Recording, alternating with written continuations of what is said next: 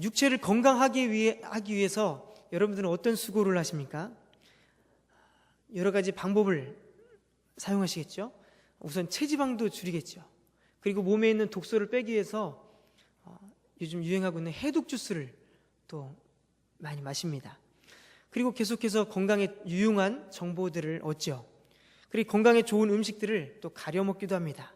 그리고 정기적인 건강검진을 하고 휴식을 취하고 모든 만병의 근원이라고 하는 스트레스를 풀기 위해서 우리는 해소할 방법을 찾습니다. 육체적으로 건강하게 사는 방법, 그것이죠. 그러나 지키기가 참 어렵죠. 한때는 웰빙에 대해서 관심이 참 많았습니다. 이 땅에서 사는 동안에 우리의 마음도 우리의 몸도 건강하게 살기를 바라는 마음에서 그런 웰빙이라는 단어가 또 나타났죠. 이 땅에서 사는 동안만이라도 그렇게 살기를 바라는 마음은 누구에게나 있습니다. 그렇게 살기 싫으신 분들 여기 계십니까? 없죠. 다 건강하게 살고 싶죠. 그리고 100세까지 건강하게 살고 싶을 것입니다. 여러분들의 그런데 영적인 건강은 어떻습니까? 여러분들의 영적인 건강은 어떻습니까? 그것을 위해서 얼마나 여러분들은 노력하십니까? 이 시간 그리스도인으로서 영적인 건강, 내가 살아가야 될 길, 그것이 무엇인지 깨닫는 시간 되시기를 주님의 이름으로 축원합니다. 20절 말씀 보면 내가 그리스도와 함께 십자가에 못 박혔나니 라고 말씀하고 있죠. 내가 사는 길은 바로 그리스도와 함께 십자가에 못 박혀야 합니다. 못 박힌다는 것은 죽음을 의미하죠. 나의 죽음입니다. 여기서 육체적인 죽음을 의미하진 않죠. 내 자아가 십자가에 못 박히는 것입니다. 십자가에 못 박혀야 되는 대상은 바울 사도가 이야기했던 것처럼 나입니다. 옆에 있는 우리 형제, 자매가 아니라 바로 나입니다. 옆에 있는 형제들 향해서 당신이 못 박혀야 돼 이렇게 얘기하는 것이 아니라 내가 바로 못 박혀야 할 그 대상입니다. 성경에서 내가라는 주어는 때때로 부정적인 의미로 사용될 때가 있습니다. 하나님의 주권을 무시한 채 내가 할 수 있어, 내가 해냈어, 아니면 내게 영광 돌리는 그 모든 행위들, 그 모든 주체가 하나님으로부터 말미암은 것이 아니라 모든 역사의 중심에, 사건의 중심에 하나님이 아니라 바로 내가 서 있는 것을 의미할 때가 있습니다. 바울로 불리기 전에 사울의 모습은 어떻습니까? 누구도 두렵지 않았습니다. 당당했습니다. 로마 시민권자였죠. 당대 최고의 스승이라고 하는 가말리엘 스승의 문화생이었습니다. 율법에 정통한 자였습니다. 정통 바리새인이었습니다. 그의 열심이 얼마나 열심이었던지 갈라디아서 1장 14절 말씀 보면 내가 내 동족 중 여러 연갑자보다 유대교를 지나치게 믿어 내 조상의 전통에 대하여 더욱 열심히 있었다 이렇게 이야기하고 있습니다. 그 열심은 누구도 따라갈 수 없을 정도로 대단한 열심을 가지고 있던 사람이 바로 바울이었습니다. 이 정도면 누구 앞에 나눠도 스스로 최고라고 인정할 수밖에 없습니다. 우리도 그럴 때가 있죠. 작은 것 하나 이뤄놓고 내가 조금 안다고 해서 우쭐하고 내가 다른 사람보다 높다는 어떤 이런 생각들을 할 때가 있죠. 당시 유대인들의 기준에서 시선에서 바라볼 때 바울은 분명 부족함이 없었던 사람이었습니다. 기세등등했습니다. 그리스도인들을 그렇게 박해했습니다. 교만했습니다. 판단했습니다. 고통을 주었습니다. 바울이 바로 말하는 내가, 그 사람은 바로 그런 사람입니다. 예수님을 믿고 변화되기 전의 모습은 어떻습니까? 죄에게 종노릇하였다 이렇게 고백합니다. 또 에베소서 4장 22절 이하 말씀 보면 너희는 유혹의 욕심을 따라 썩어져가는 구습을 따르는 옛사람을 벗어버리고, 옛사람의 모습에 대해서, 옛사람의 열매에 대해서 이렇게 이야기합니다. 거짓된 행위, 노함, 분냄, 도둑질, 더러운 말, 모든 악독, 떠드는 것, 비방, 형제를 용서하지 않는 것, 이것이 바로 옛사람의 열매입니다. 옛사람의 성품이 이러한데 여러분들에게 이러한 모습들, 옛사람의 모습들, 이 중에 해당하지 않는 것이 여러분들은 무엇이 있습니까? 노함, 분냄, 비방, 더러운 말, 이런 대부분들은 윗사람이 아랫사람들에게 대할 때, 쉽게 대할 때 이런 얘기들을 쉽게 합니다. 마찬가지죠. 이런 현상이 나타나는 이유, 누군가에게 이렇게 한다는 것은 내가 누구보다 낫다고 여길 때 이런 행동을 하게 됩니다. 내가 더 말씀을 많이 알고, 내가 기도도 많이 하고, 성경 지식도 많고 또 봉사도 많이 하고 교회 중직자를 가진, 그래서 여러 가지 이유들로 남을 판단하기 시작합니다. 기도 많이 한 내 생각이 옳고, 말씀을 더 많이 본 내 결정이 옳고, 봉사를 더 많이 한 내 생각을 따르라고 말하죠. 이런 권위의식을 갖기도 합니다. 자리를 비켜주지 않습니다. 이 모습이 바로 예수님을 만나기 전 사도 바울의 모습이었습니다. 율법을 많이 알았죠. 그 율법을 지키고자 목숨과 같이 여겼던 바울이었습니다. 그러나 그의 생각과 주장이 100% 옳았습니까? 그 열심히 옳았습니까? 전혀 옳지 않았습니다. 온전히 100% 빗나가 버렸죠. 그의 생각과 하나님의 생각은 정반대였습니다. 사울의 눈에는 율법에 어긋난 그리스도인들은 돌에 맞아야 될 사람, 뿌리 뽑아야 할 이교들과 같은 그런 사람들이라 생각했습니다. 그의 주장이 얼마나 확고한지 그는 다메섹으로 그리스도인들을 포박하려 합니다. 바울이 말하는 내가, 바로 옛사람의 모습들이 이제는 여러분들과 저의 삶 가운데 사라져야만 합니다. 마치 율법의 잣대로 사람을 판단했던 그 모습들이 여러분들과 저의 삶 가운데 사라져야만 합니다. 판단했던 내가, 정죄했던 내가, 내 의를 내세워서 남을 정죄했던 내가, 이제 그 내가 바로 죽어야 합니다. 여러분들이 죽지 않는 한 희망은 없습니다. 주일 낮 설교 중에서 이런 말씀하셨죠. 38년 된 병자를 말씀하시면서 그 제목을 내겐 없습니다, 이런 제목을 다셨습니다. 내겐 아무것도 없다고 말할 때, 모든 것을 포기하였을 때, 그때 그 순간에 치유의 역사가 나타났습니다. 그곳이 바로 기적의 현장이 되었습니다. 바울이 내가 그리스도와 함께 십자가에 못 박혔나니, 예수님을 나의 구주로 영접한 사건은 단회적 사건이죠. 일생에 단 한 번에 거듭난 사건입니다. 그러나 그가 예수님을 만난 이후에 이런 고백을 했습니다. 형제들아, 내가 그리스도 예수 우리 주 안에서 가진 바 너희에 대한 나의 자랑을 두고 단언하느니 나는 날마다 죽노라. 사도 바울이 예수 그리스도를 믿고 회심하는 사건을 경험했지만 그는 나는 날마다 죽노라라고 그는 고백하는 삶을 살았습니다. 그리스도와 함께 십자가에 못 박히는 경험을 날마다 하며 그는 살았습니다. 십자가에 못 박힘을 잊는 순간, 그 기억이 힘이 주는 순간, 그의 삶이 다시 옛사람의 형편없는 모습으로 돌아갈 것을 그는 누구보다 잘 알았던 사람입니다. 그래서 육신의 행함의 의로 말미암아서 교만해지고 비판하고 정죄하게 될 것임을 누구보다 잘 알았던 사람입니다. 이 땅에서 육신의 옷을 입고 사는 한 해결할 수 없는 죄악의 본성들이 여러분들에게 있습니다. 그래서 그 죄악의 본성들이 계속해서 여러분들과 저를 넘어뜨리려 합니다. 방심하며 언제든지 나를 옛사람으로 돌려놓으려는 사단이 있습니다. 육신에 또 정욕이 있습니다. 그래서 여러분들은, 저는 십자가에서 나는 날마다 죽노라, 나를 철저히 죽이는 수고가 여러분들 삶 가운데 날마다 있어야 되는 것입니다. 십자가에서 날마다 죽는다는 각오가 없다면 옛사람의 내가 다시 살아나게 됩니다. 내가 죽어야 내 영이 삽니다. 그리스도와 함께 십자가에 죽는 말씀이 어떤 의미입니까? 내 삶을 내 의지대로 결정하고 내 생각대로 몰아갔던 그 내 삶들, 내 자아를 더 이상 내가 아닌 예수 그리스도에게 모든 것을 맡긴다는 의미가 있습니다. 예수 그리스도께서 내 삶을 지배한다는 그런 의미를 가지고 있습니다. 내가 세운 목표, 삶의 목적들을 이제는 모두 십자가에 못 박아 버리고 예수 그리스도를 위해 내가 다시 살겠다는 그 다짐, 확고한 믿음, 믿음의 고백이 아니겠습니까?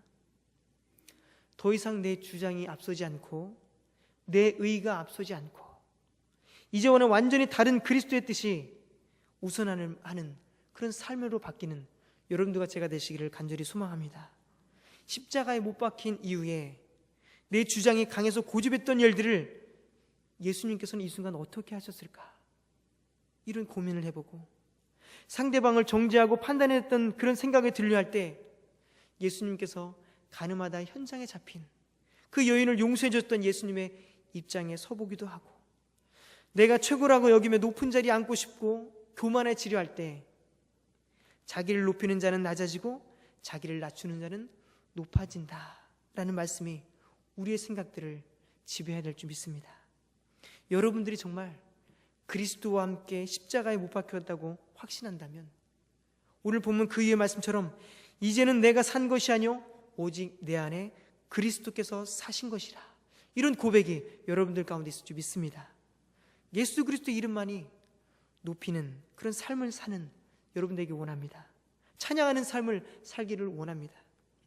한 15년 전 정도의 기억이 있습니다. 아버지께서 목회하시는 그 교회에 그 아들은 거의 땜빵을 많이 합니다. 대신해서 차량 운전을 한다든지, 갑자기 사람이 사라지면 못한다면 아들들이 가서 운전을 하곤 합니다. 제가 차량 운행을 참 많이 했습니다. 그때 가지고 있었던 차량이 15인승이었습니다. 토픽이라는 차가 있었습니다. 근데 그 차는 에어컨도 잘 되지 않고 오디오도 고장난 차량이었습니다. 그런데 운전을 할 때 그래도 라디오라도 되면 좋은데, 찬양 카세트 테이프라도 들면 좀 덜 심심할 텐데, 이런 생각들이 늘 아쉬움이 있었습니다. 그래서 차량 중고 오디오를 폐차장에서 15,000원에 구입을 했습니다. 그리고 장착비 10,000원을 들여서 토탈 25,000원을 주고 오디오를 장착을 했습니다. 차를 타기만 하면 얼마나 그 25,000원을 들인 그 오디오를 보면서 얼마나 마음이 기뻤는지 모릅니다. 찬양 테이프를 샀습니다. 박종호 찬양서역자 카세트 테이프를 샀습니다. 그리고 따라하기 시작합니다. 세상 모든 민족이 구원을 얻기까지 쉬지 않으시는 하나님, 거룩 거룩 거룩 전능하신 주님, 이른 아침 우리 주를 찬송합니다.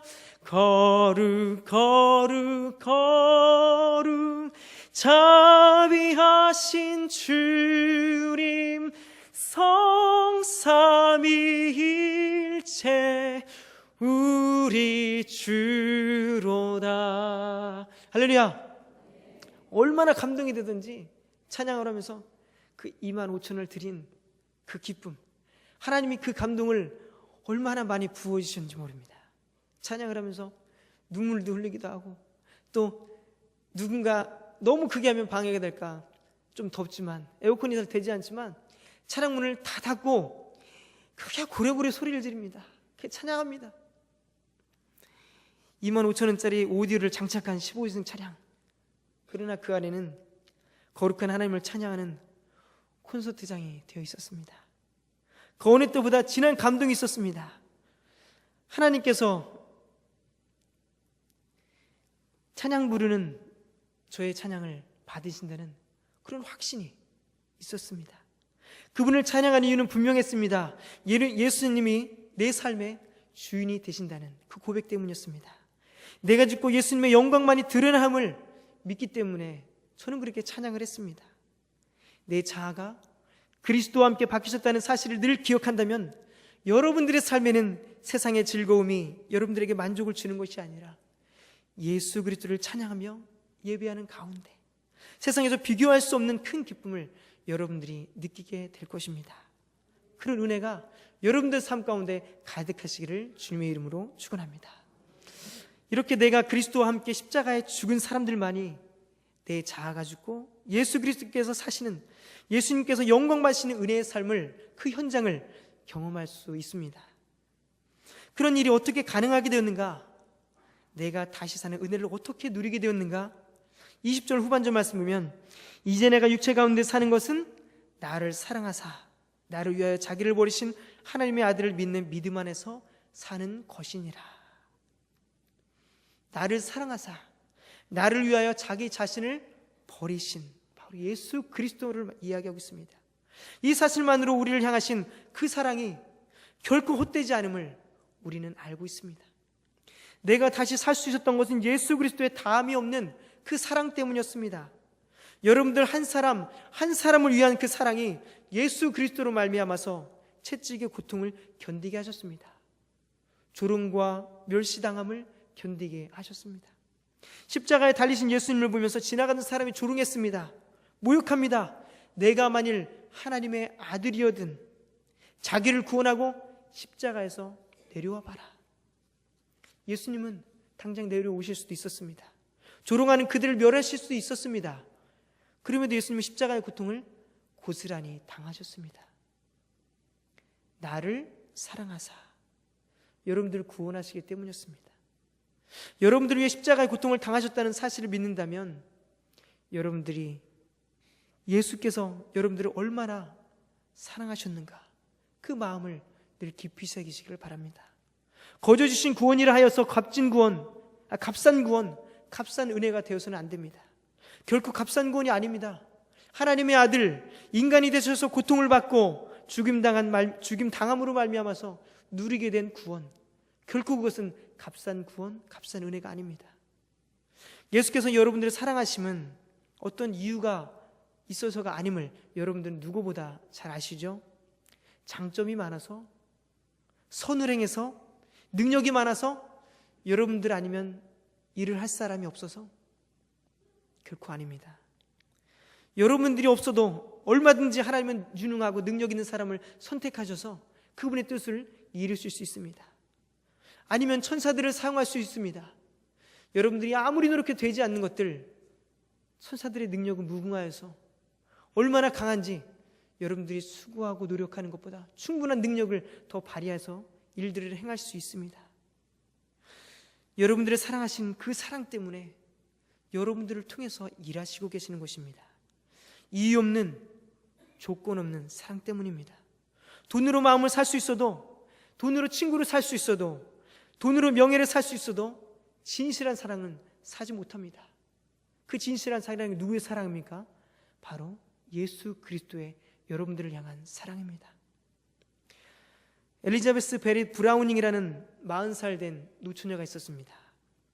그런데 그 여인을 6살 된 로버트 브라우닝의 끈질긴 구애가 받아들여주면서 그들은 결혼하게 됐습니다. 그렇게 유명한 사랑 이야기로 꼽히는 시가 있습니다. 제가 한번 말씀드리겠습니다. 당신이 날 사랑해야 한다면 오직 사랑만을 위해 사랑해 주세요. 그녀의 미소 때문에, 그녀의 모습, 그녀의 부드러운 말씨, 그리고 내 마음에 꼭 들고 힘들 때 편안함을 주는 그녀의 생각 때문에 그녀를 사랑하라고 말하지 마세요. 사랑하는 이여, 이런 것들은 그 자체로나 당신 마음에 들기 위해 변할 수 있는 것, 그리고 그렇게 얻는 사랑은 그렇게 잃을 수도 있는 법. 내 뺨에 흐르는 눈물, 닦아주고픈 연민 때문에 사랑하지도 말아주세요. 당신의 위안을 오래 받으면 눈물을 잊어버리고, 그러면 당신도 당신 사랑도 떠날 테죠. 오직 사랑만을 위해 사랑해주세요. 사랑의 영원함으로 당신 사랑 오래오래 지니도록. 노처녀 베리 브라우닝은 장애를 가진 여인이었습니다. 장애를 가진 6살 연상을 로버트 브라우닝은 사랑했습니다. 그가 가진 무엇 때문이가 아니었습니다. 그녀의 외적인 모습 때문이 아니었습니다. 그의 시적 감각이 있는 그녀의 재능 때문이 아니었습니다. 그녀의 시처럼, 마지막 구조처럼 오직 사랑만을 위해 사랑했다라고 이야기합니다. 우리도 마찬가지입니다. 영적인 장애를 가진 사람들이 바로 여러분들과 저입니다. 죄에 얼룩져서 제대로 걷지 못하는 절름발이가 바로 여러분들과 저입니다. 하나님의 뜻을 바로 보지 못하는 영적인 시각장애인들이 바로 여러분들과 저입니다. 분노와 너를 그치지 못하는 성격 장애자들이 바로 여러분들과 저입니다. 어디를 보아도 송한 곳 하나 찾아볼 수 없는 장애인, 바로 저와 여러분들입니다. 누구도 거들떠 보지 않는 그런 장애를 가진 여러분들과 저를 아무런 이유 없이, 대가 없이 주님은 사랑하셨습니다. 그런 사랑은 너무도 커서 죽음도 이겨낸 나를 향한 그런 사랑이었습니다. 여러분들이 날마다 은혜 가운데 살아갈 수 있는 이유는 바로 예수 그리스도의 사랑이 모든 것의 해답입니다. 내가 살아있음을 매 순간 느끼는 이유는 예수님의 사랑이 여러분들의 삶을 둘러 감싸고 있기 때문입니다. 요한은 말합니다. 우리가 사랑함은 그가 먼저 우리를 사랑하셨습니다. 우리가 사랑할 수 있는 것도 바로 하나님께서, 주 예수 그리스도께서 우리를 먼저 사랑하셨기 때문입니다. 나를 사랑하셔서 자기 자신을 버리신 하나님의 아들, 그 아들 예수 그리스도를 믿는다면 우리는 살아갈 이유는 충분하다고 봅니다. 믿음이 있으면 여러분들과 저에게 허락된 너무나도 큰 축복입니다. 땅을 산 후에 오래지 않아서 10배, 100배로 갑자기 찾아온 기쁨보다, 통장에 몇억, 몇십억 있는 그런 든든함보다 더 큰 기쁨은 주 예수 그리스도를 믿는 믿음이 여러분들 가운데, 저의 안에 있다는 바로 그 사실입니다. 돈이 이 세상에서 생명을 조금 연장시킬 수는 있습니다. 그러나 천국으로 인도하지는 못합니다. 믿음을 갖게 하지 못합니다. 오직 날 사랑하신 예수 그리스도의 사랑만이 그분을 구세주로 믿는 믿음을 갖게 합니다. 그리고 그 믿음으로 말미암아 영생이라는 선물들을 여러분들에게 허락하셨습니다. 잠깐의 만족을 느끼는 행위가 아니라 믿음이 허락되어 있음을, 여러분들에게 허락되어 있음을 정말 감사하시는 여러분 되시기를 바랍니다. 주님의 은혜를 감사하며 그 감사를 누리며 사시는 여러분들 되시길 바랍니다. 날마다 십자가를 지고 날마다 죽노라라는 그런 사도 바울의 고백들이 여러분들 가운데 있기를 바랍니다. 여러분들의 삶에 예수 그리스도의 이름만이 높여지고 찬양을 하는, 찬양이 날마다 넘치는 그런 삶이 되시기를 주님의 이름으로 축원합니다.